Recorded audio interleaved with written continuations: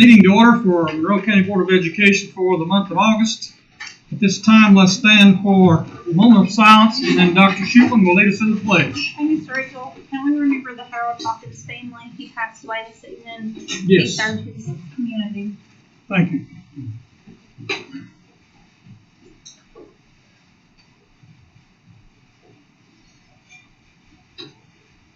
Attention, salute, pledge. I pledge allegiance to the flag of the United States of America and to the republic for which it stands, one nation, under God, indivisible, with liberty and justice for all.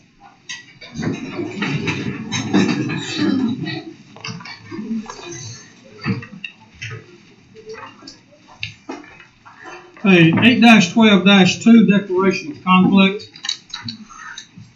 For TCA 49-2-202, Board of Education members who have relatives per the statute. Relative means spouse, parent, parent-in-law, child, son-in-law, daughter-in-law, grandparent, grandchild, brother, sister, uncle, aunt, nephew, niece, or any other person who resides in the same household as you. Employed by the system are asked to raise your hands to identify yourself. Do you certify that the votes that you make tonight will be in the best interest of the school system, regardless of the effect that your vote may have upon the employment of your relative or relatives? Very good. Mr. Chairman, Yes. Since we're doing this declaration of conflict, which I'm sure all of us are aware of, we're under sunshine law. The only time we're avoiding them when we can officially do business is when we're right here in this meeting. So, we need to discuss, debate, whatever. In these meetings, it can't just be a rubber stamp deal. I just want to say that. Okay. I'd like to recognize one person here tonight, Robbie Kirkland. He's sitting back over there. Just right there you go. He is the chairman of the Blount County School Board, and he owns some property up near Citico and came there and just wanted to come by and visit with us. He's been intended to, he said, for a couple of months now. So thank you for coming and welcome, please. 8-12-3, recognition of the following. Tellico Plains Junior High Beta Club students, Monroe Middle School Beta Club students, and Ms. Jennifer Collins. And Dr. Windsor, you're going to say something. Would you like to come up too, please? And Vonor is going to wait. He'll be there next month. Okay. They have several conflicts. Vonor will be next month. I know this is just off the cuff. It's what we do. Yeah. Can you just give everybody a brief explanation of who you went and what happened and what you that? Because you have a lot to be proud of. Yes, we have competed for years. This is our third year we went to nationals, and this year we really did really well. We won first place in meeting of the minds. We placed in our robotics team. We placed in convention, and we've just done excellent. So they placed first in the state, and so they've worked real hard. So I want to thank my kids for working so hard all year, and I especially want to thank my parents because they really put a lot of time and effort for these kids. Absolutely. Let's give them a round of applause.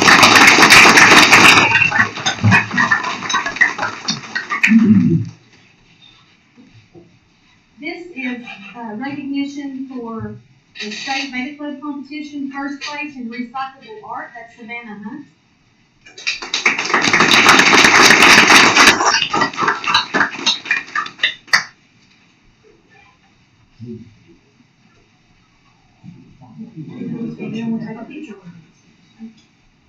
This is first place robotics, and that goes to Toby Millsaps.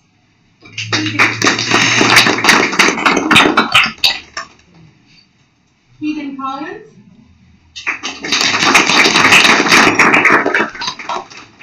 Aiden Watson.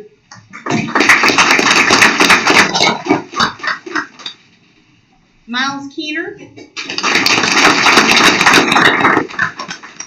Mallory Wiseman.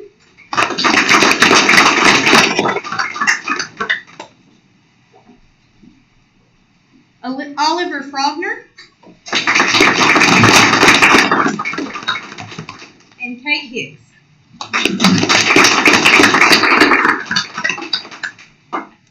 Second place, Living Literature, Cadence Patton.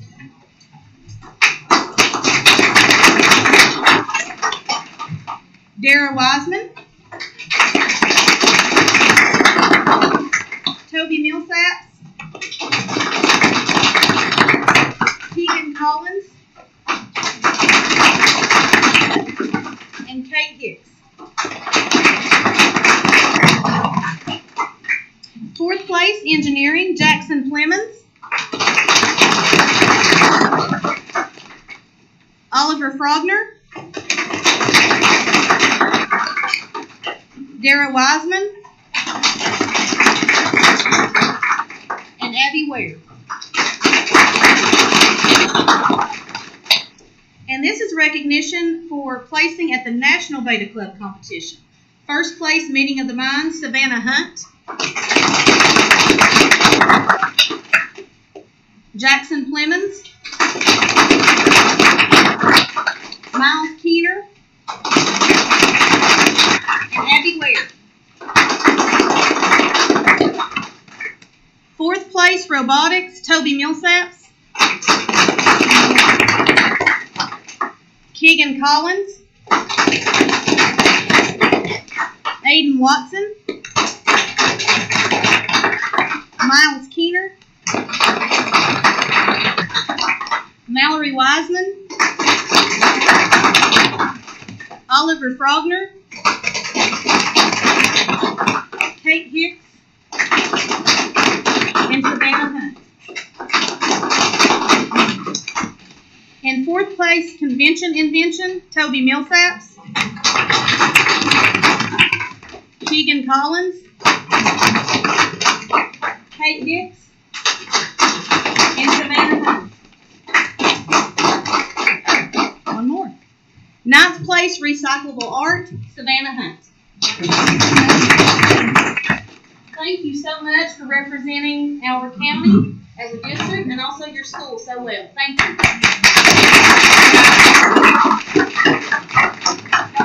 Will you stand up there with them and let me get a group picture, please, before they go? And my other sponsors are here, Miss Millsaps. She works a lot of long hours with them. And Jennifer Collins, if you'll come up here. It's been a group effort. Ezra worked with the engineering group. He took that on. So come on up here. It takes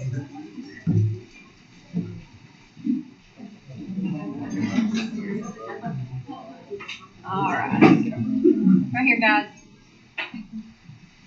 Thank you. Chairman, we could we ask the young lady to tell us what Meeting of the Minds was all about? Yes, got a request. Meeting of the Minds. Kind of define that for us a little bit.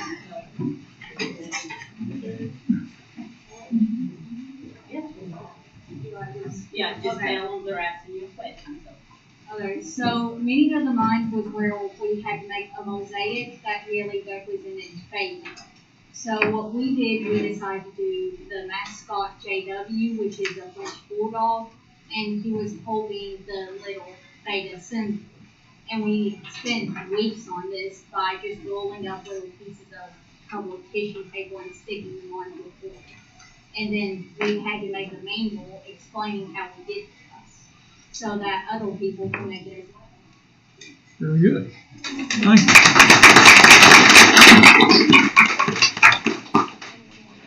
And we have one more recognition from Tellico Plains Junior High. If Jennifer Collins will come back up, please. She participated this summer in the UT University of Tennessee Leadership Academy to advance her degree. She was the only person in the district to actually participate. She represented us very well. They had wonderful things to say about her. We were so proud that she could go and be Monroe County on UT's campus. And congratulations, a lot of hard work and well deserved. Thank you.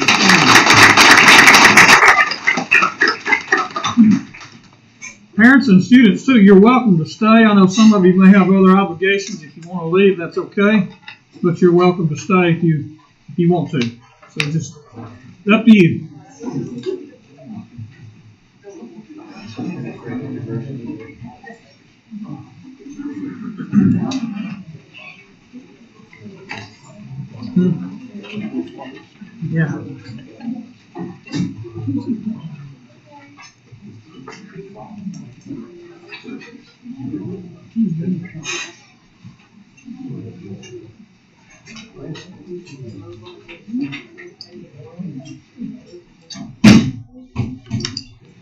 All right, let's move on with our agenda. 8-12-4, approval of the consent and regular agenda. Do we have a motion?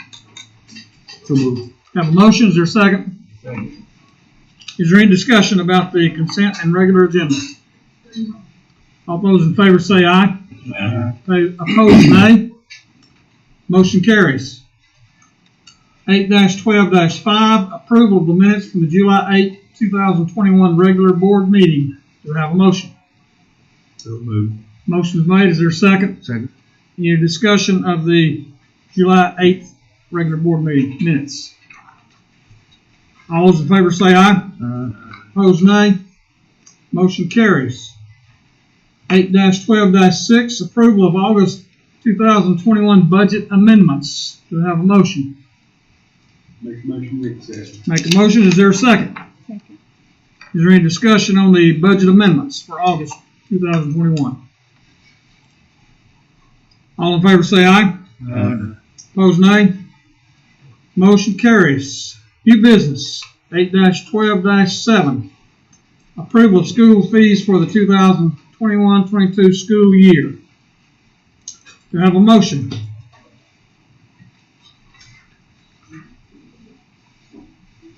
So moved. Got a motion, is there a second? Second.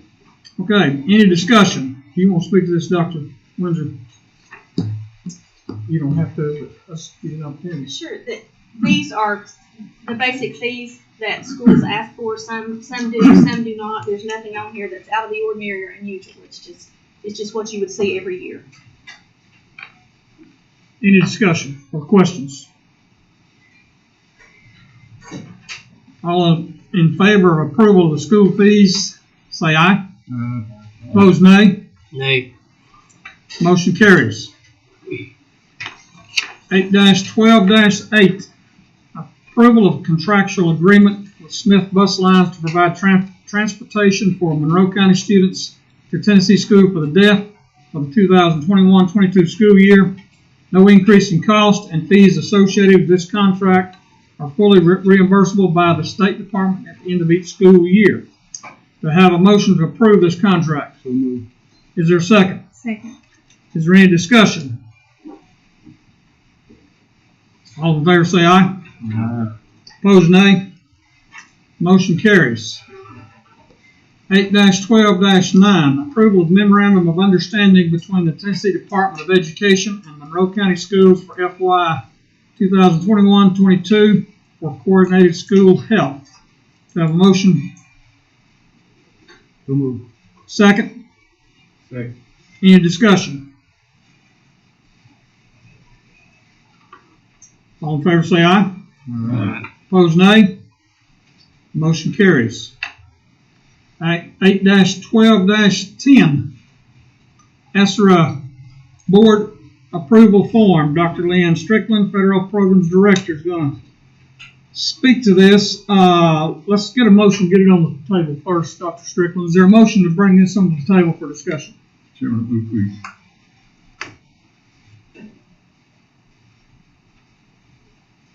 approve it, so we need to do this. Pardon? Do we need to approve the policy? At some point, you're going to want a motion, correct? Okay. You're the parliamentarian. If we don't need a motion to get it on the table for discussion, just say so. I'll do what you say. I think we're receiving this as information at this point, and then we can have a motion. Okay. All right. Do I have a motion to get it on the table for discussion?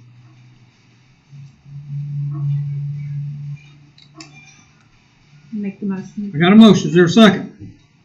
Second. All right. Dr. Strickland. You have a folder at your seat that says ESSER Public Plans. Since we last discussed this, the state has added some additional requirements for us to share information with the public. So there are 3 different plans there. One is the needs assessment. The second one is the spending plan. And the last one is a safe return to in-person instruction and continuity of services. The information presented in these plans is the same information you've already reviewed. It's just a new format. The state provided all of these templates as an effort to inform the public more about how we're using this money. So you can certainly review those as much as you like and ask any questions. But the spending plan is the same thing you guys have already seen with how we're going to use the ESSER money. We did have to include how we have already used ESSER 1 and 2 as part of this. So if you total up all the spending plan, you'll see that it comes up to about $17 million. That's because we had to include ESSER 1, which is mostly Chromebooks, ESSER 2, and then also ESSER 3. So combined, it's about $17 million. I also included a handout on the all-core tutoring program. That's just information for you all to know that we will be participating in the state's effort to provide additional tutoring to our students. It's something that the Commissioner of Education and the Governor are really promoting. So you're going to hear that phrase some in the next year or so, all-core tutoring, Tennessee all-core. So I just wanted to give you all a little bit of information about what that exactly is. And it's just additional tutoring, small group tutoring for students. Some of it will be during school and some of it will be after school to try to recover some of the learning loss. That will be funded with ESSER fund or additional state funds that they're going to offer us for participating. So it's no additional money for that out of anything we've already done. Anyone have questions for Dr. Strickland? K through 12, right? Yes, sir.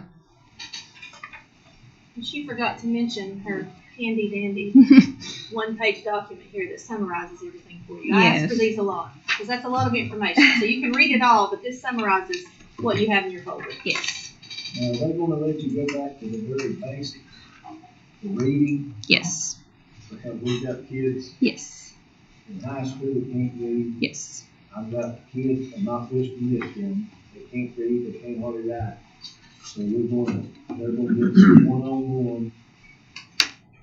Yes, sir. That is really the core belief of the all-core tutoring, and what we're going to try to do is just get down to fundamental skills for our students who have either missed them or need some extra help with that at any age. But most of it will be during school. Well, we're going to offer it after school in every building because we don't have enough time in the school day to get extra services. But we also know that a lot of students are not able to stay after school because of transportation or other things.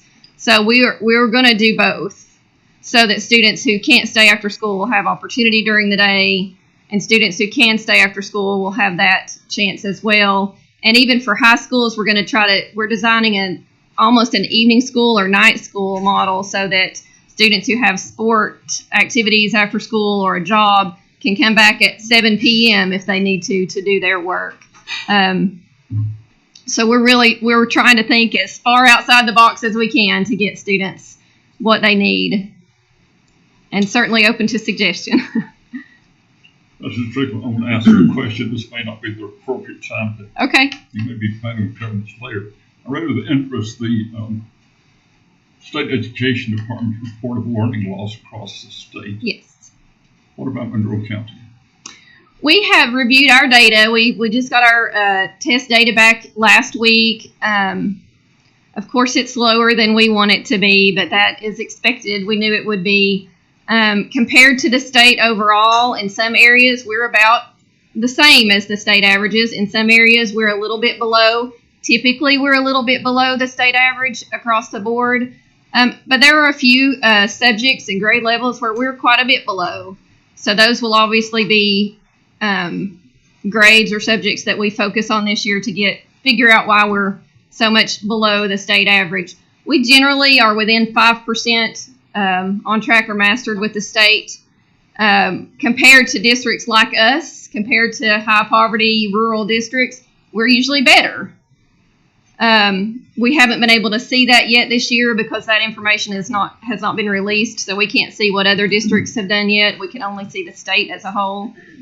So we have some successes to report. We have some struggles to report, and that's exactly what we use to determine where we're going to focus our time and energy for the year. We do that every year anyway, but this year in particular. What grade level do you most? We have Early grades? no, not the early grades. It's more middle grades and a couple of high school subjects where we have a lot of room to improve. I was assuming that information, that data will be shared with the board. Yes, sir. Once available. Yes, sir. Thank you.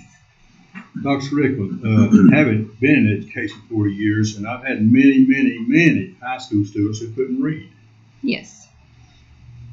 Is that attributed to the fact that we don't hold students back, can't hold students back?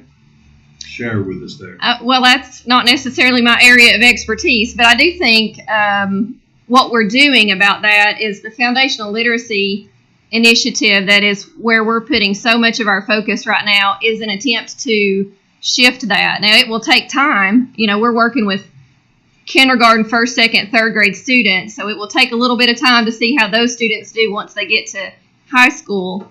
But the whole purpose of the foundational literacy initiative is to find the gaps where students are not retaining their reading fluency and recover that or improve that moving forward. So that is absolutely something we've seen, something the state of Tennessee has seen that hopefully will improve greatly for our young students especially. So what you're saying, is this something we've been lacking in the last 10, 15, 20 years of properly educating these children? For what reason? Shauna, I don't know if you want to speak to that. I don't know that it's lacking. There are always trends in how students learn to read or how students should be taught to read, and sometimes it's a shift in one direction and sometimes in another. And I think what we're seeing now is that all students learn differently, so we have to use a combination of strategies to try to make sure we're reaching every student. Students are also different now than they were 20 years ago. So How did you get to high school and not know how to read? And I'm telling you, it's a big problem. Big problem. They should. Is that under your deal? Well,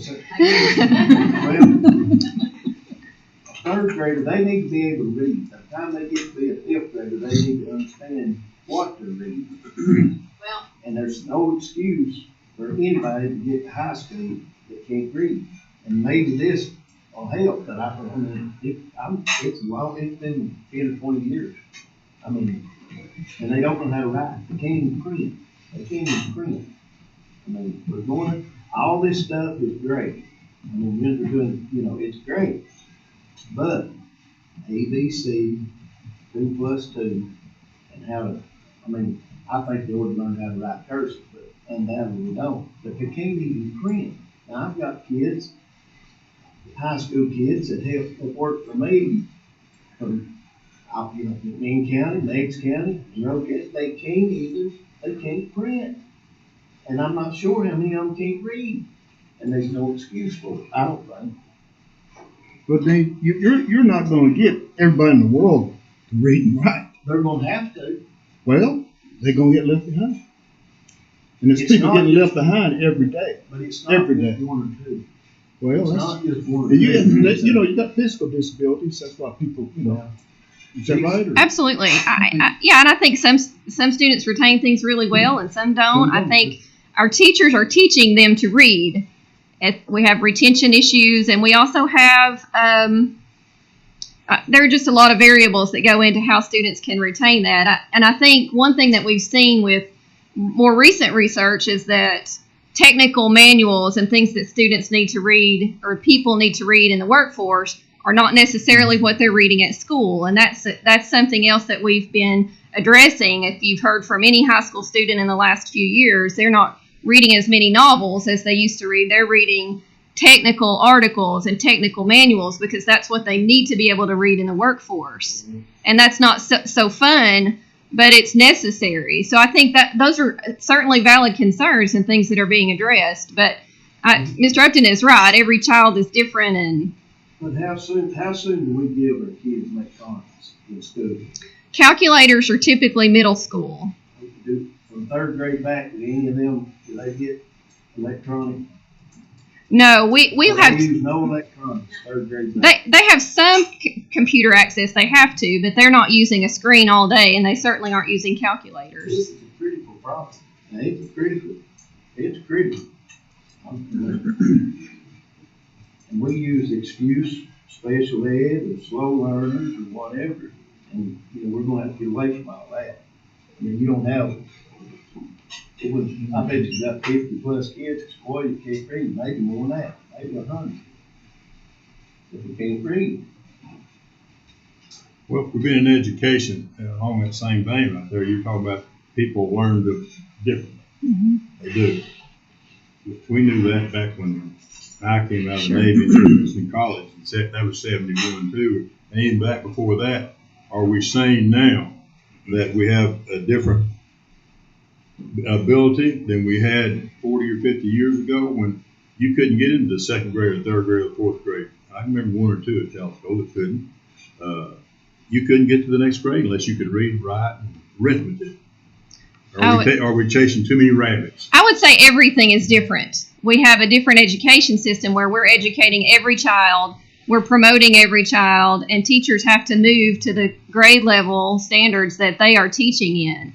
So if a child in the first grade gets behind, in the second grade, teachers are working to remediate that, but they're also having to teach second grade standards, and then third grade and fourth grade. The governor's current initiative for third grade reading is targeting that exact problem. The governor is saying a student who's in third grade who's not reading on grade level cannot be promoted to the fourth grade unless they get more time in summer school or after school, or they have to become remediated to be promoted. And we've gotten away from that in the last 15 or 20 years or so.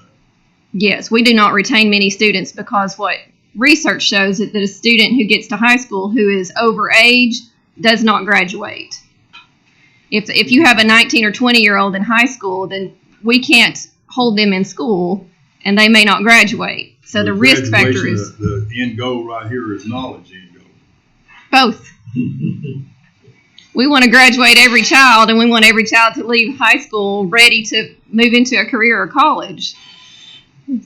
That is absolutely our goal. Is it a perfect world? No, sir. Certainly not. But that is certainly what we're trying to do. And I think with CTE initiatives right now, with what Dr. Evans is really pushing, is we're trying to capitalize on students' strengths so they leave high school with a career opportunity and not just a diploma and no direction.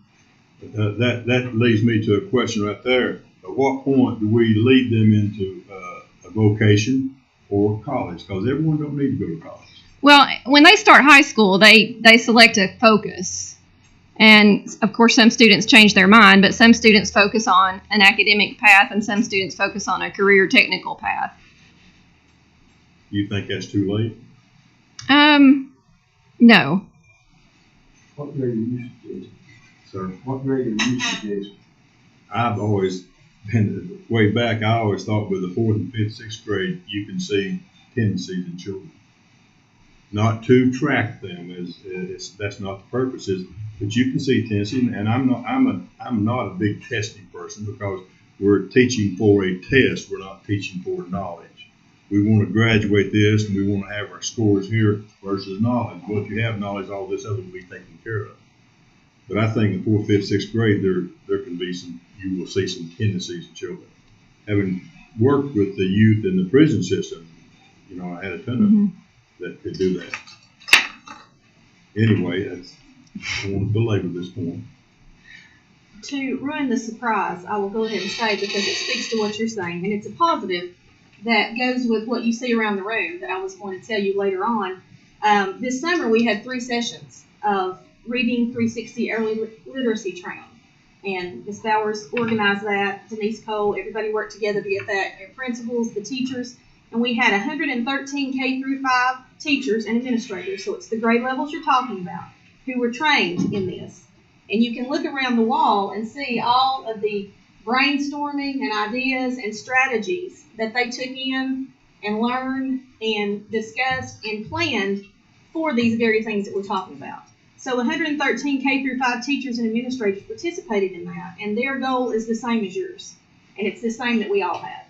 And we included, we actually had some of our Sweetwater City Schools partners who were included in that. So that's something we're very proud of, and you can see there was a lot of work that went on during their summer. And so I can assure you that we are all, we all have the same goal. And they have worked very hard, and I look forward, it'll take some time, as we said, but I do look forward to seeing what we can gain from this.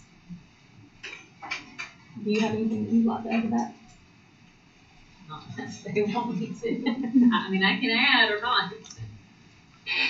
Anybody else have a question for Dr. Strickland before we vote? We're voting on this. Yes, sir. Which is basically in a different format, correct? Correct. We'd already talked about it, we've already passed it, but the state just required a different format. I have one more question right there. Sure. We talked about, I think it's next summer, that if students have not progressed to the 4th grade from the 3rd grade, they have to go to summer school or they will be retained. It's 2 years when it becomes law, 2023. Okay, I thought it was next summer. But we will target the students either way next year. Okay, and if you had to do it right this minute, we say this number of students from this past year can't go into this year coming, what percentage of our students would have been retained? Based on this year's TCAP test, it would be about 65%. However, we missed 42 days of school last year and 2 months of school the year before, so it's absolutely not an appropriate gauge for what our students are capable I'm not of. I'm not saying it is, but I just wonder if you had, because I know it's some days we haven't had before, but that's still, if you cut that in half, It's a lot. that's still too many. It's a lot. So these kids, I'm sure you've got something that's going in place right now. If there's 65%, let's just use 65%. If there's 65% that couldn't go to this year right now, what are we going to do if they don't? Are we going to hold back 65% or 10% or 20%? Are we going to hold them back truly? Well, we're going to offer as much as we can to prevent that. So the tutoring that I mentioned is part of the ESSER grant and the All-Core program. We will have our largest groups of students participating in that in the 2nd grade, which will be next year's 3rd graders, so that we can try our best to remediate what they missed in the last year and a half. And we know our students, the primary grades, I think this is something we've talked about several times, are the most critical ages to miss face-to-face school. So we will spend as much time and energy as we can on those grade levels, particularly this year's 2nd grade students, to make sure they have filled all the gaps they can. And we'll identify the students who have learning disabilities or work to do that as well, because some students truly can't read on grade level without a lot of extra help. So we'll do that this year all year. We will offer as much as we can to supplement what they're getting in the regular classroom. Shauna and Denise's work this summer with the foundational literacy will target exactly what you're referring to. Just basic reading, fluency, phonics, all of that is something that what you see around this room is all about, is finding students' gaps and meeting them at where they need to be met. But we're getting a different population of students entering kindergarten. Let's just say it's 5%. Sure. You're going to hold back 5%. It's the law. So when mamas and daddies come in here raising HULL, we ain't backing down. It's the law. Well, it's been the law for a long time. No, it had. No. Couldn't hold them back, hasn't it? No. I should Strickland, if I could make a final comment. Please. I applaud your efforts of all educators to try to address this learning loss. It has been devastating. Thank you all for all the work you're doing. Hopefully, with all these ESSER funds, not only help us recoup some of the learning loss, but advance. Absolutely. Because that's, as Dr. Winter says, we're all wanting to see our kids succeed. And Thank you very much. Yes. Thank you for entertaining. Absolutely. I mean, we take it all of this is taken very seriously. And we know the teachers on the front line they're feeling this every day. And we all lost a lot of sleep over our kids that needed to be in school that weren't, and our kids that go home to difficult situations. So, I mean, there will be a lot of time and energy spent to try to really tackle this very issue. And many others. I mean, we have issues K through 12 for sure. Thank you. Okay, all those in favor of ESER board approval form, say aye. Aye. Opposed, nay.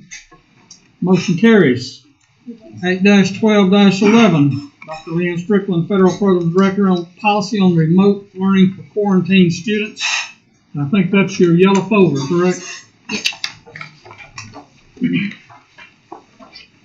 You want to address this? Sure. We were instructed that we needed to develop an actual policy for how we will meet the needs of our students who are required to quarantine this school year for COVID-19 exposure or positive cases. Knowing that there are still many unknowns about what's going to happen with the pandemic, what we are doing, or what we would like to do at this point if the board approves, is address our students who are quarantined as if they were absent like any other absent student. They can access their work through the Google Classroom if they have internet at home, and we will provide their work on paper if they don't. The only exceptions will be students who have to quarantine for an extended period of time, more than 10 school days, and they would be eligible for homebound services if their doctor orders that. And then we would serve them with homebound instruction. Any questions for Dr. Strickland? What's our guidelines we follow this by? Because I know last year we had that's supposed to be in that gold standard PCR test, which we now know 65% inaccurate. And the CDC is going to quit using that in December of this year. What are we going to do on this testing? What are we going to do to quarantine these students? I didn't see it addressed in here. We don't decide that. A doctor or the health department has the authority to require a quarantine or isolation. We are not in the quarantine business. Once they do, you're going to have documentation. We will have a doctor's note or documentation from the health department. Just like any other illness, if a student has the flu and has to be out of school for a week, they bring a doctor's note, and it's an excused absence. So it's not going to be a COVID protocol. It's going to be just like a regular. Correct. From our perspective, yes. There's a special attendance code if they're quarantined, but we would require a doctor's documentation or the health department will issue notification if a student is required to quarantine, and then we will treat them, accordingly. Mr. Chairman, this order, I move that we approve this policy. All right, got a motion to approve this policy. Is there a second? Second. All right.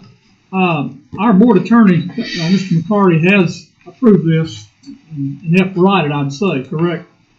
Dr. Strickland? Yes. Yes. Any discussion on this motion for the quarantine policy? I have a question on this also. I don't know of any authority that the health department or anybody else has to do this.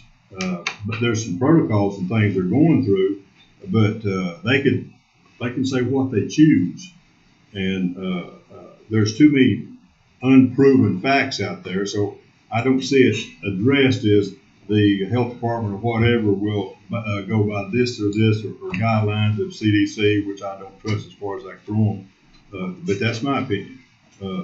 I don't see it. Do we have to have something in here that addresses that? Or we just say we're following, that's all? If they have documentation from a medical doctor or the Monroe County Health Department or any health department that says they are required to quarantine or isolate, we accept that as just like a doctor's note for a student who has to have surgery or has an illness and has to miss school because they have the flu or strep throat or any other illness or condition. As far as the policy, the only thing that we're required to do is say how we will accommodate. It's not a determination that we make of whether or not they quarantine or isolate. It's just if we are if we are faced with that, how do we serve that student? So that's what the policy actually has to include. Thank you.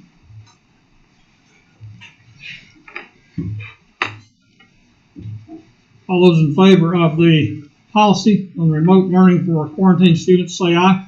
Aye. Opposed, nay. Motion carries. Thank you. 8-12-12, Dr. Christy Winsler, Director of Schools, approval of a countywide athletic director position, $8,000 supplement. Dr. Winsler. This was a brainchild, or not, whatever you would like to call it. It was basically just trying to think outside the box to replace a responsibility that Charlie Lee, the former transportation director, had filled. He was the countywide athletic director. So he worked with all of the high schools and the middle schools for any sort of athletic director responsibilities. Your scheduling, your TSSAA, middle school, I can't even remember how you say that, MTSSAA, it's a lot of T's and S's. He was responsible for all of that. We did not have anyone here at central office that automatically stepped into that role and assumed those responsibilities. And when I combined transportation and food services, it left that to be placed somewhere. So my thought process was to have somebody who was versed in this and already knowledgeable and already participating. So I reached out to the high school athletic directors and asked for any interest in the position. And of course there would be a stipend or supplement attached to it. I did receive some interest back. I told them, of course, that this was just a thought at the time and it would have to be approved. And they would serve as the county athletic director to make sure that all of their schools are in compliance with all the guidelines and the scheduling and any type of competition that we're involved in that requires documentation, fees, those types of things. So it basically keeps us in compliance. So that's what this pertains to. And basically it's just to put it before you tonight to decide if you would like to handle it that way. Otherwise, we will have to have someone to fill that role, and I will have to find someone at the central office level to do so. What did that go ahead? I've just been around this all my life. The building level athletic director ensures that that building is in compliance with TSSAA and all the forms and all that, because knowing that I had to have a folder with every child, all of his doctors and nurses and whatever, carry with me 100% of the time in case something happened. As I understood it, and still understand it, the athletic director is responsible for that, and then it stopped right there with the principal. That was the end of the line. Now I know that sometimes they may want to bump it up to you. Somebody might, but having been there before and had people complain, they just bumped it right back down to the principal. Now, that's been years ago. That's and true. I'll say the correct days. You got to remember, TMSAA folks, middle schools do not have that athletic director paid position. That's therein lies that fault has always fallen on the principal. Well, I understand that. Yes, I do. But there are times when they need to talk to somebody above them, and it's not TMSAA. You know, sometimes you don't want to ask them the questions. You want to talk to somebody else, and that would be this person right here. How long have we been paying this person? Did Charlie get extra supplement? I mean, have we had a countywide? Yes, 4 years. I don't know how long that's been. Do you know? When Mr. Mosier served as transportation director, that role was placed on him as their countywide athletic director. I think each school needs to have their own athletic director, and I think the folks need to follow the athletic director at that school and that principal. We've got a high school right out here in the county that won a ball game in 2 years, which is totally unacceptable. And you get an athletic director from Sweetwater, I mean, it's just a fact. You get one from Sweetwater, they're not going to worry about support. You get one from Telco, they're not, Each school needs to do their own thing, and ours needs to do a better job. And we do have, just so we're clear, we do have an athletic director at each school, at each of your high schools. So they do handle the building level responsibilities. This would pertain to any county level responsibility, making sure that everyone is in compliance. It would be the same as if we have a K-12 supervisor, we have CTE. That person is responsible for every school's responsibilities, making sure that we have one person who makes sure that we're in compliance from top to bottom. So we do have them in the schools. The buck will start with that guy right there. Yes. I mean, we'll start with that guy. And, you know, the guys in the other schools, Sweetwater, Von Orr, or Squire, they can't say that I didn't know. And we don't have to go talk about all that. We'll go to this person right here. We've not had any problems with compliance. We've had problems with competing. I mean, we compete. Well, we're not the only ones that have those. You said this is a required position, or required. We have to have a county athletic director, whether in school or central office. When they put that position on Mr. Mosier, that was my understanding at the time. Now, if that's changed, I'm unaware of that. We were just going to put someone in that role to continue on, because that is something that was placed, however, I don't know how many years ago that was. 7, 8. He did it before, okay, so even farther back than that. So Mr. Schlafer actually did it before Mr. Mosier did, so it's even longer. Yes. Haven't been there. Even haven't had athletic directors and having no athletic directors. The bottom line, when the axe falls, it's going to fall on that head coach. Even if you have a athletic director, even if you have a principal, if I mess up, they're going to get me. I knew that, and I've always known that. The athletic director may be this, but I've never known of an athletic director or a principal or the athletic director of a county, anybody cut, for lack of a better word, it always falls back down to the coach. And if he's not compliant, that's on him.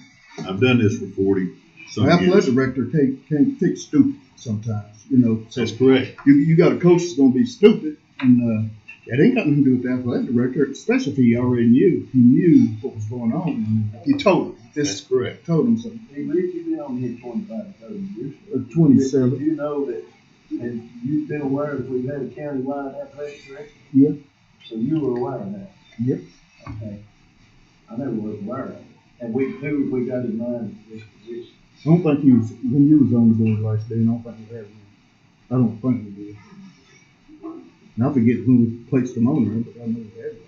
We had a couple of athletic directors that were interested, so of course the choice has not been made yet. I didn't want to make any kind of decision until we knew whether or not this was even a possibility, and I made that clear, that it was just a thought and something I was going to put out there, and I wanted to gauge interest, because if everyone had said I'm not interested, I wouldn't have even pitched the idea, period.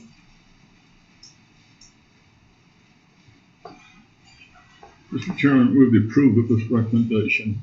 I do that because I know Charlie Lee have a lot of things fall to him that I was aware of.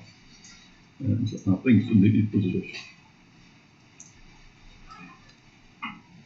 Got a motion? That's a motion. It's a motion, okay. Second. We got a second. I got a motion and a second. You want to restate that?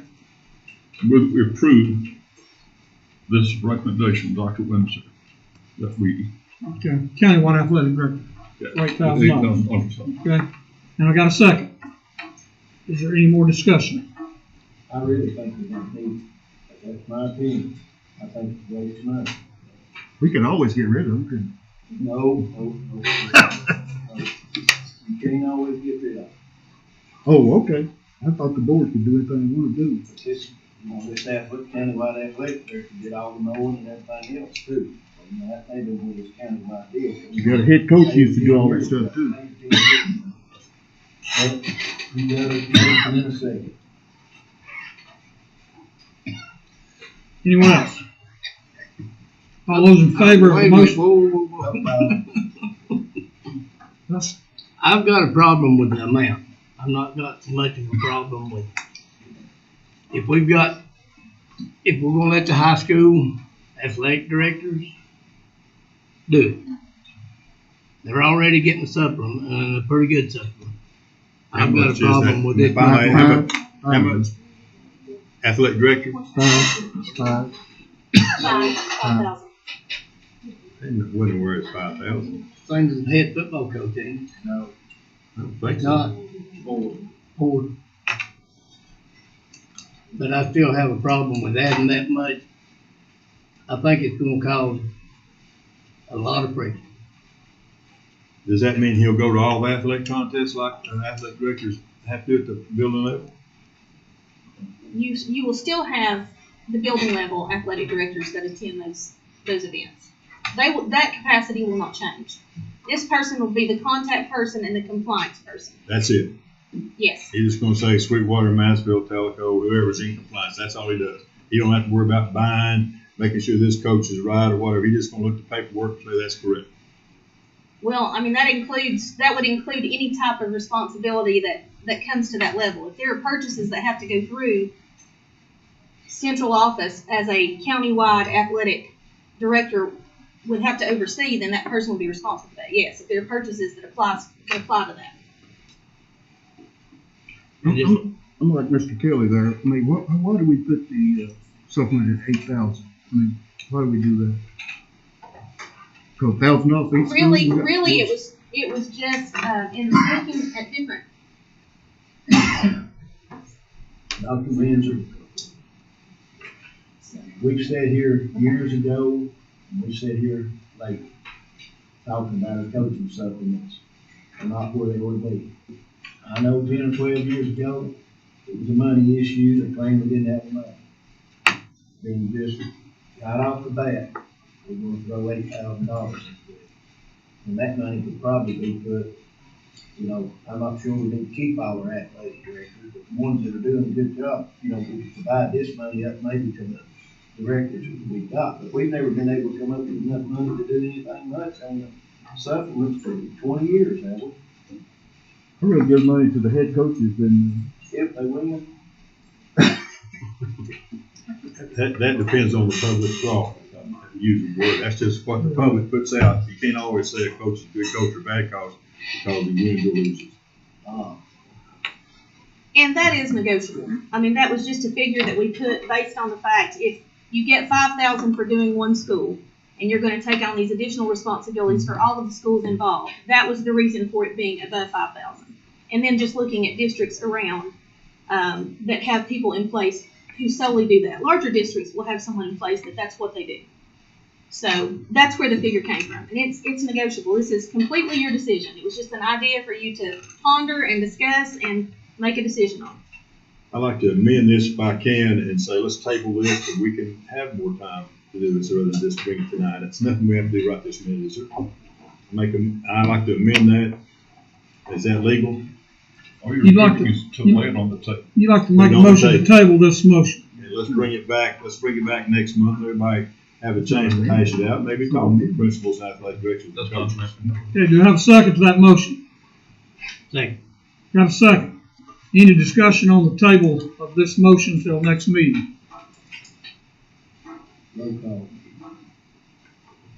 Okay, got a request for a roll call. That's to table it, right? This is a roll call vote to table the county athletic director in the salary. Dr. Shootman. Yes. Mr. Upton. Yes. Mr. Weiss. Yes. Mr. Ingram. Yes. Mr. Kelly. Yes. Ms. Freeman. Yes. Mr. Williams. No. And Chairman votes yes. So I've got a 7-1. Is that what you got? 7-1 motion carries to table, and we will bring this back off the table next month. Are you still got? Okay, you want to apply that for his motion? So we're not voting on It's just, right, that. you make a note of that, yes. Okay. All right, let's go to 8-12-13. Delete SVP 5.3051, FFCRA leave. Dr. Windsor, you want to address that? The FFCRA leave was the money that we were provided last year to pay employees who were required to quarantine during COVID-19. That money is no longer being applied to our funds, so we just need to remove that policy. We had to put it in place when we were receiving the money and using that to pay employees, and now that it's no longer there, we just need to go in and remove the policy. Do I have a motion to delete this board policy? Second. Is there a second? Got a second. Any discussion over? The question asked, does this mean that employees who are quarantined are then not paid? They use sick days. they would use sick days if there is a quarantine. They're on sick days. All those in favor say aye. Opposed, no. Motion carries. 8-12-14, approval of student athletic trainer contract for Sequoia High School. Dr. Windsor. We actually have Allison Bowers here tonight to speak to this and take any questions that you have. If you'd like to come up. She has worked very hard and put a lot of time and effort into getting this organized, and I think she can best explain it. So athletic training is becoming more and more of an importance to high school athletics, to athletics in general. And so we've been blessed at Sequoia to have an athletic trainer provided to us for several years. We've had Cindy Ellis. She's working on her 22nd year, I believe. Before her, it was Jen Shepard. Before her, I was 5 years old and don't remember who that was. So Blunt Memorial's been providing that for us for so many years now. And after I graduated from Sequoia in 2009, I thought I too wanted to be an athletic trainer. So I went at it, went to college, started going to college for it, and having Cindy as my mentor as an athlete in my injuries in high school, got to having a better relationship with her, and I did a co-op program through college where I was basically a student athletic trainer and got college credit hours for it. I learned quickly that was not what I wanted to do. I wanted to be on the other side of the athletic training and be an educator and be a coach. So using that knowledge that I learned helps me now as a head coach in our system. So I was talking to Cindy. I've been talking to her over the last couple of years about maybe getting this started at the high school level. And so there was a little more details that we needed to work out, and then COVID hit, so it just kind of went away. And then we kind of felt like we were over the hump of COVID a little bit to be able to involve more students in our athletics outside of just our teams. So we took it to the next step and presented it to Miss Tipton and our exercise science teacher, Betsy Moore, there at Sequoia, was on board with helping us get some students lined up. And there's actually a student athletic training camp during the summer for 1 week, and Blunt Memorial provides that service as well, as far as having 2 athletic trainers there for an entire week, 8 hours a day, 5 days a week, to train these students.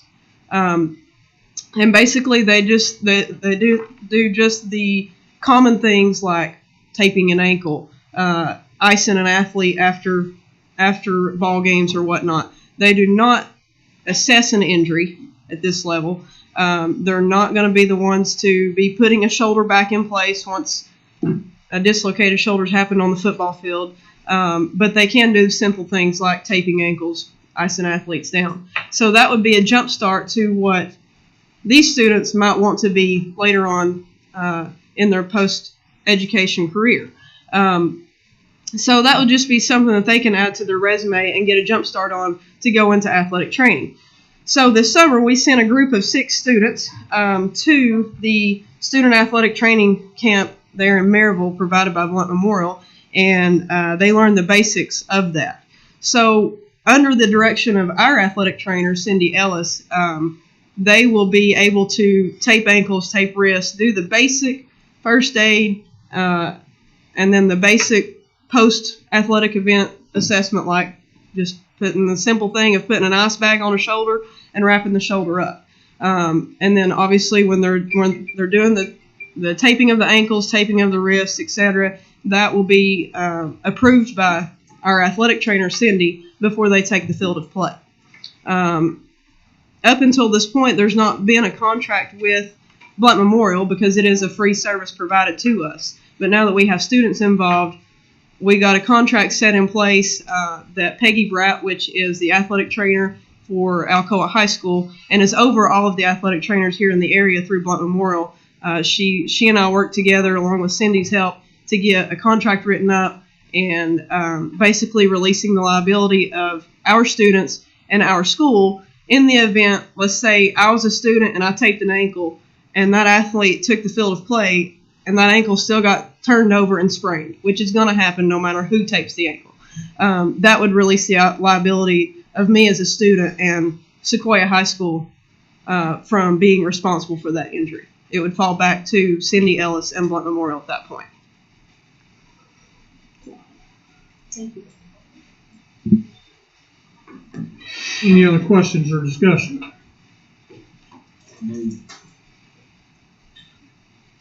So moved. Second. Got a motion and a second. Any discussion?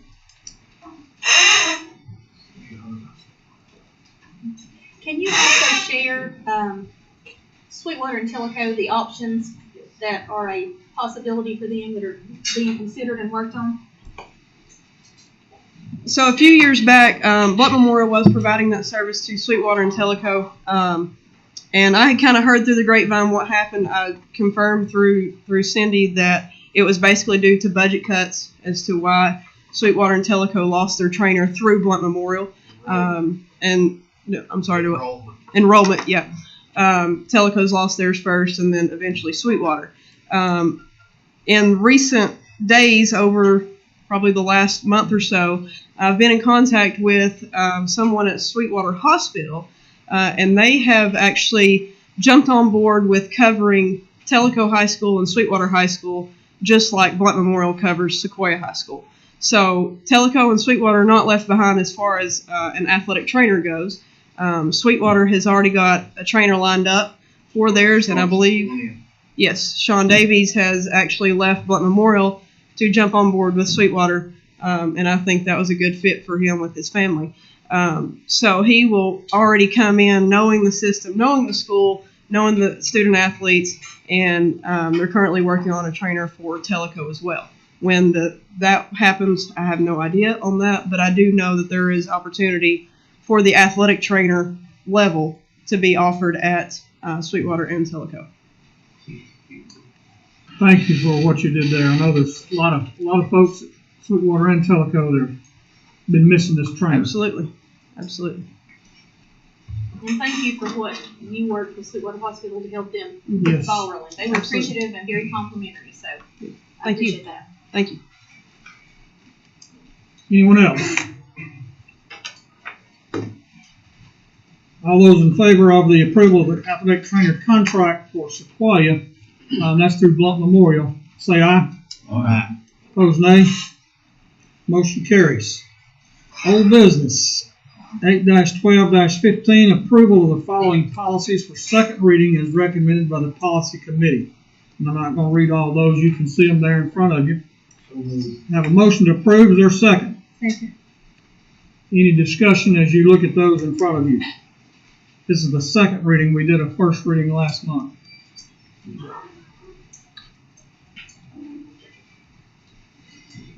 All those in favor say aye. Aye. Opposed, nay. Motion carries. 8-12-16. Ms. Sensabaugh, the Assistant Finance Director, is going to talk to us about our quarterly budget. I'll be really quick, I know this is the most long part of that, so. I made you a packet, and for those that were here the last quarter, I've kept it the same. And I do realize this says June 2021, and we are in August. Officially, I still have not posted it, so I hope to do that within the next couple of weeks. That's your accrual basis accounting for you, but, everything's looking good. Your first box at the top on the left, this is your general fund. This is the most important. This is where all the sales tax and all the property tax goes into. As you can see,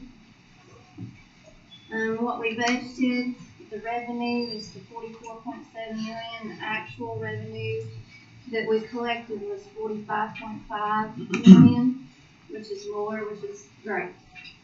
So expenses, we budgeted 45 million, and our actual expenses was 43 million. So what does that mean? That means that this 1.845 number, that is how much your fund balance will increase at the end of the year. We which is great. So I've estimated the fund balance to be at 4.6 million, which is the highest I think that it's been since I've been here, and which is wonderful. A lot of that is due to all the federal funding, all the state funding we've received, and the BEP formula staying the exact same. And we don't know next year what that formula may consist of. They may change it. I guess it depends on how the school year goes. But our audit, they're going to start, we're last on the list again, and they're going to start our audit in December. So hopefully by February, I'll have final numbers for you. And on the right, where it says, this box right here, it says current year, I've made a table for you that tells you your current property tax, what it was last year versus what it was this year, and the difference. So we've collected $581,000 more in property taxes this year than we did last year. And then sales tax, we collected $739,000 more this year than we did last year, which is great. I've numbered all these pages for you to, when you get bored, you can look through it. If you have questions, you can email me, call me, or whatever. It doesn't matter.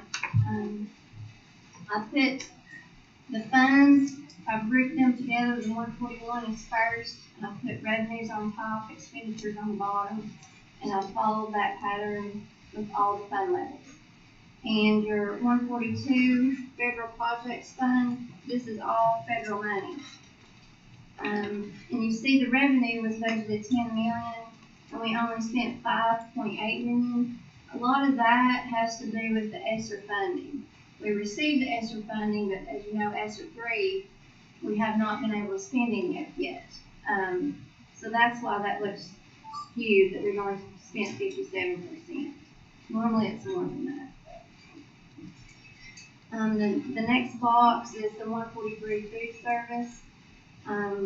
We got an entire year this past year of school lunches paid for, which was great. Her fund balance is going to increase by $800,000, which will increase her fund balance to 3.4 million, which I think that's the highest it's been since I've been here as well. And 146, the county search, that's also federal money to help their department. And what's spent there is drawn down funds. So it's federally regulated. And I've listed the page numbers in blue if you have any questions. And then I have any questions now. No, it's not me, it's the school system. I want to thank you for all you do. You just do a wonderful job for us, and we appreciate it. I love what I do. Thank you, Bill. Yes, thank you. All right, 8-12-17, Director of School Report. So I went ahead and threw out the Reading 360 Early Literacy, and you can take some time if you want when you have a chance once the meeting's over to walk down and look at the work that was put into that this summer. The last of your K-12 math materials are arriving, and we've already had some brief training sessions on that, and there'll be some more to follow. I'm happy to report that our enrollment has continued to increase since the end of school in May. So as of this week, we're sitting at 4,844 students. So we are pleased that our numbers are coming back up. We hope to see that continue. And then as I shared with you in an email last week, I was thrilled to be able to go and actually see the turnout for all of our K-8 schools. All 9 of those had a great turnout. People waiting in line at the door when they welcomed me in, and a lot of work went into that, preparing for it. I was also happy to be able to spend some time with all 3 of the high schools. A lot of work going on there as well. And I can assure you that there was not any time wasted in hitting the ground running and getting school back up and going. And so everywhere I've been, everybody's hard at work. So just join me when you're in our buildings in patting those people on the back. They have put a lot of effort into surviving a pandemic, educating through a pandemic, making up for learning loss as much as they could in the summer, and then coming right back and starting over when the doors open. So kudos to all of them and the hard work that they've done. And that's it for me. Thank you. Thank you. 8-12-18. We've got two items that didn't get into the agenda simply because they came in afterwards. If you pick up your green folder, you're going to see two items there, and Dr. Windsor, would you want to talk about first one, the lease agreement between Monroe County School Board of Education and Monroe Youth Sports? Yes. This is something that Charlie Lee was working on updating so that it would be ready for school to start when he retired. And so that's why it was late getting on the agenda. We just now got that finished, put the new dates in, and the new person who is now the acting president of that. That person has changed. So that's the only change to this. It's the same agreement that they had. It's just with updated information. And we needed to go ahead and add it because, of course, their games will start this month. You have a motion on that, don't you? Please. So much. I got a motion. Is there a second? Second. Any discussion? All those in favor say aye. Aye. Opposed, nay. Motion carries. If you look at the second one, that's the disciplinary hearing authority for Monroe County Schools, and you want to address that, Dr. Windsor? Yes. The disciplinary hearing authority, that is the group of individuals responsible for hearing any zero tolerance offenses that would put a student out of school for a calendar year or place them in an alternative setting. So these team members have to be recommended and approved by the board to sit on that committee. And we had to take your name off. We did, yes. Yes, that's Mr. Ferguson has thing, assumed that role. yes. And, All right, all in favor of this, say aye. Excuse me, let me have a motion first. I have a motion to approve. And is there a second? Second. Any discussion? All in favor say aye. Aye. Opposed say nay. Motion carries. Also, 5 o'clock, September the 9th, which is our next board meeting. We're going to have a workshop. If you remember, we talked about this last month. And if you pick up your blue folder, you're going to see the workshop is over the Director of Schools Performance Evaluation, which our attorney told us last month we've got 120 days to do, and we've gone past 30 already. You'll see two things in there. One is a sample that comes from TSBA, and then the other one is the one that we adopted back last fall, if you remember. So what I'd like for you to do is to look over both of these, and we'll come back at the workshop in September, on September the 9th at 5 o'clock, and figure out if we want to keep the one we have or go with the TSBA one straight, or what your pleasure will be. Any questions on that? Remember September 28th, fall district meeting at Jefferson County High School, and you'll have a board chairman election next meeting, September. Anyone else have anything else? I've got an item. Okay. Do we still have a dress code in the county? And you're talking about the schools or the board members? In the school. Schools, yes, yes we do. Okay. Now, this has been brought to my attention, and I'm glad that your principals are here. I think the principals need, or assistants need to do each time. A lot of outrage in the community about what's going on with the dress codes for the high school. And not just parents, but students. And it may be going on, it may be do your students dress up as animals? What do they call them? They've got furries? Furries. What? Furries. Furries. Do they dress up like that Sweetwater County Code? I hope not. No. I mean, they're wearing that stuff and tails. Their hair is of every color in the world. Females taking Sharpies, painting their black beards on them. And it's a shame and disgrace.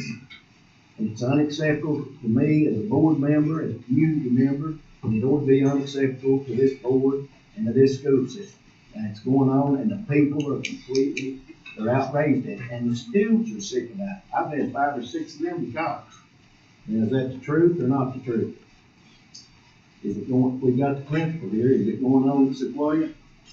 Ms. Tipton, can you speak to that, please?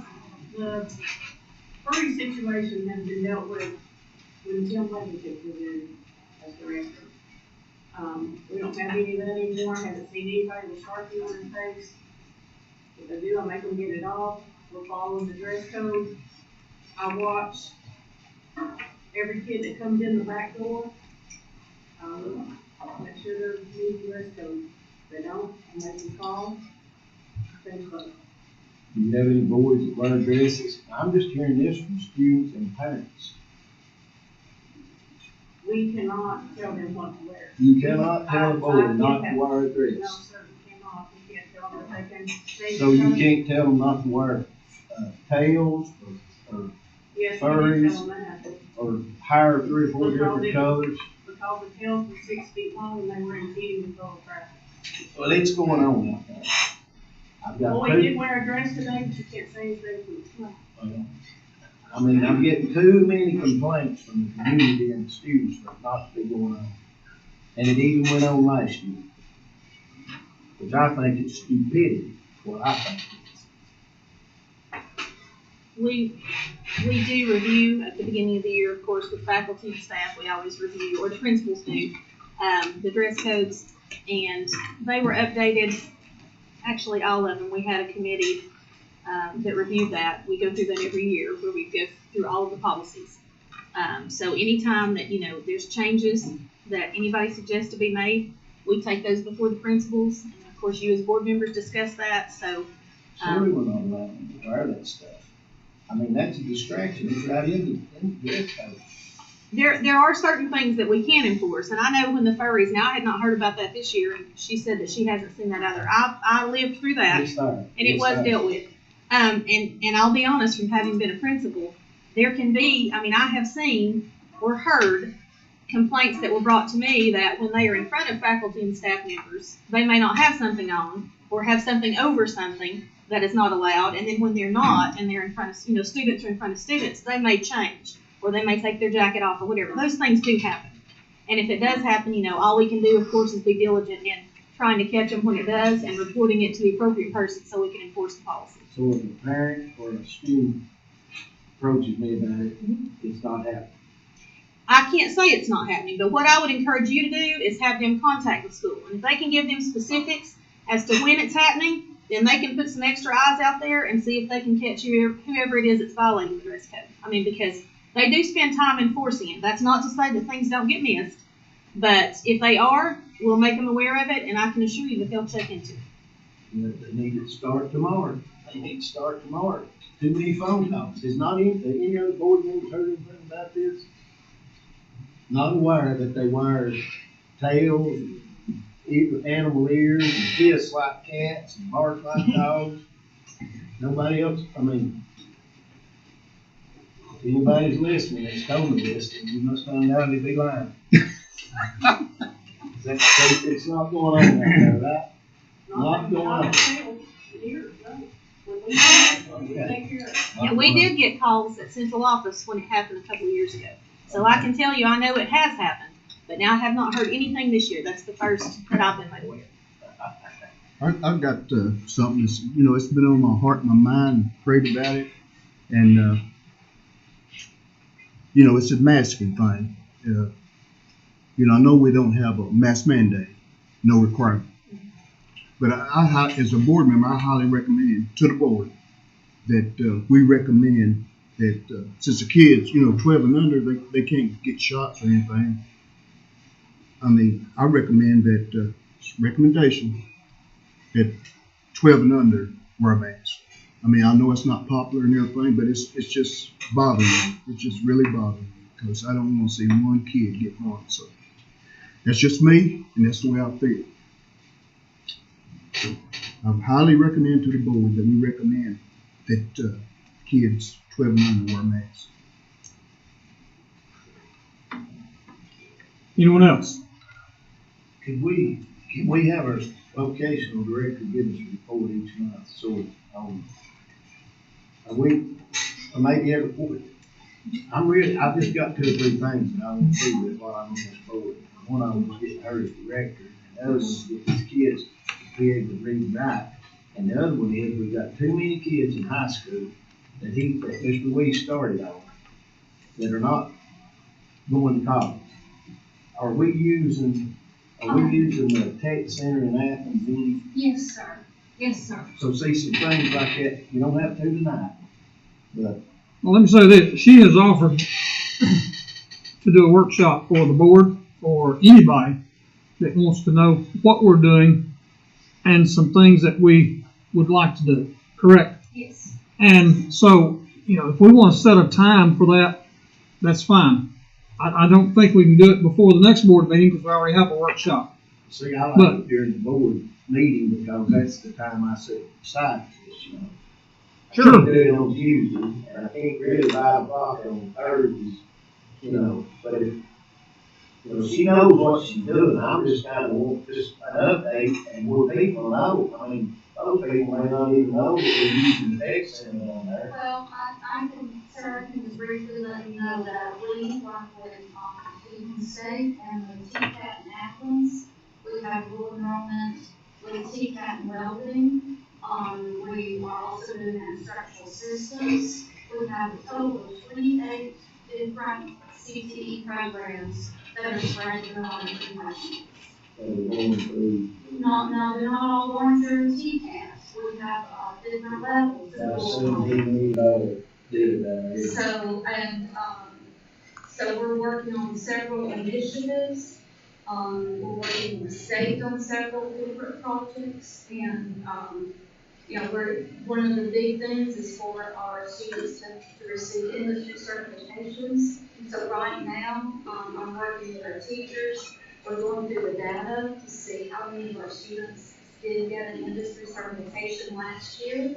And last year's not a normal year, but our teachers worked really hard. We have some of the best CTE teachers in anywhere. I would put them up against any CTE teachers that are working really hard to get our kids qualified, certified, industry certified.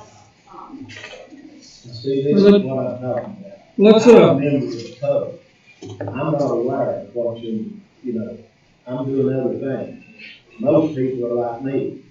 They're not aware that we're really pushing this vocation thing like this. And by getting an update every month, on some things we're doing, that might help us.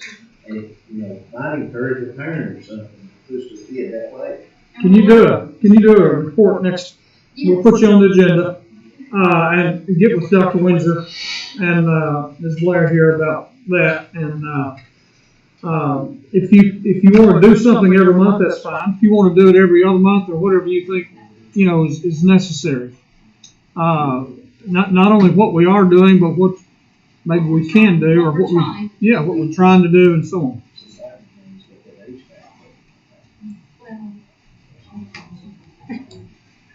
She was aware that you had expressed a lot of interest in that, and she has a lot of information already ready, and she came to us and said, I will do whatever the board would like for me to do. I'll speak to them individually by appointment. I'll speak to them as a group in a workshop or a meeting.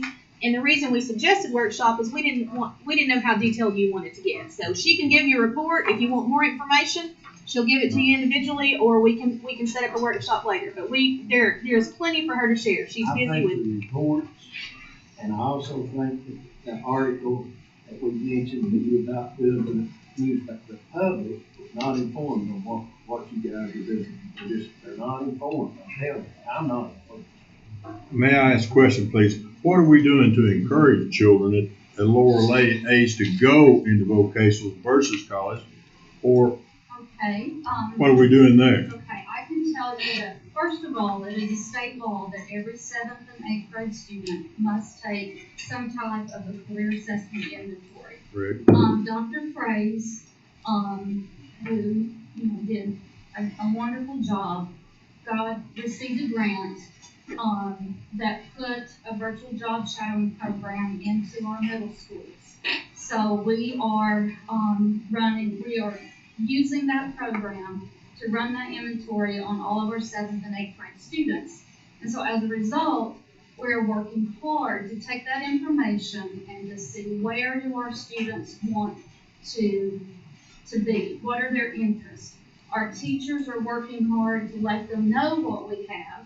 And I've talked with Dr. Windsor about doing more for college career, because it's career ready. It's not just college, it's career ready, with our high schools and also our middle schools.